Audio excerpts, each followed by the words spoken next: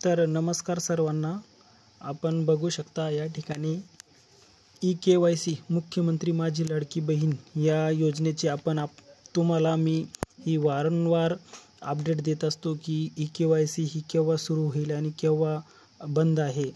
तरी आपण सर्वांनी कृपया करून आमच्या चॅनलला नक्की सबस्क्राईब करून ठेवा, कारण की आम्ही आपणास ई-KYC संदर्भात वेळोवेळी ही माहिती तुमच्यापर्यंत पोहोचवत असतो. त्यासाठी आपण माझ्या यूट्यूब चॅनलला नक्की सबस्क्राईब करून ठेवा, कारण आपण जर यूट्यूब चॅनल हे सबस्क्राईब केले तर लाडक्या बहीण योजनेची ई-KYC केव्हा सुरू झाली हे आपणास लगेच कळेल.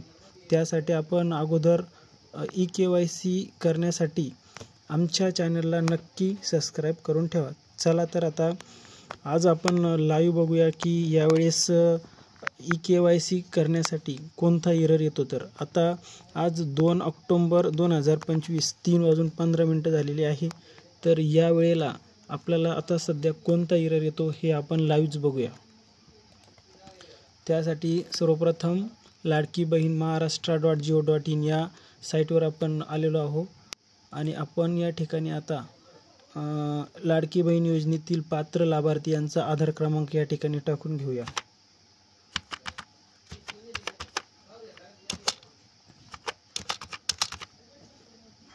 त्यानंतर दिलेला कॅप्चा हा आपण टाकून घेऊया.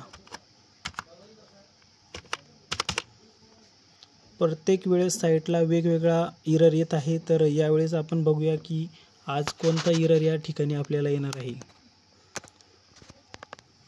कधी कधी खूप वेळ लागत आहे, तरी आपण थोडा या ठिकाणी प्रयास करून बघूया आपल्याला आज कोणता एरर या ठिकाणी पाहायला मिळतो. तर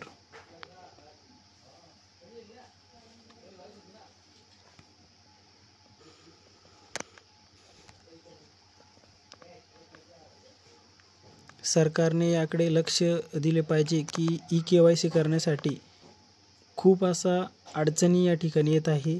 आम्ही स्वतः रात्रीसुद्धा या ठिकाणी ई-KYC करून बघितले आहे, तरी पण रात्री हाच प्रॉब्लेम जास्त येत आहे. 4च्या सुमारामध्ये थोडं बहुत सर्व्हर चालत आहे, परंतु रात्री तर अजिबात हे चालत नाही आहे आणि दिवसा पण हे चालत नाही आहे. आता आपण हे दिवसा प्रयत्न करून बघतोय. तर आता बघूया आपण की या ठिकाणी आपल्याला कोणता प्रॉब्लेम हा समोर दिसतो.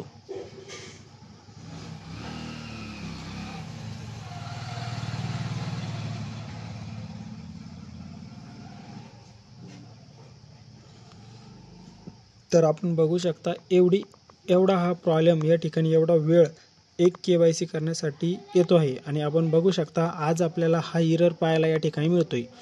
एरर असा आहे की हा आधार क्रमांक मुख्यमंत्री माझी लाडकी बहीण योजनेच्या यादीत नाही आणि ही महिलाला स्वतः हप्ते रेग्युलर चालू असून सुद्धा यांना आज हा एरर येत आहे.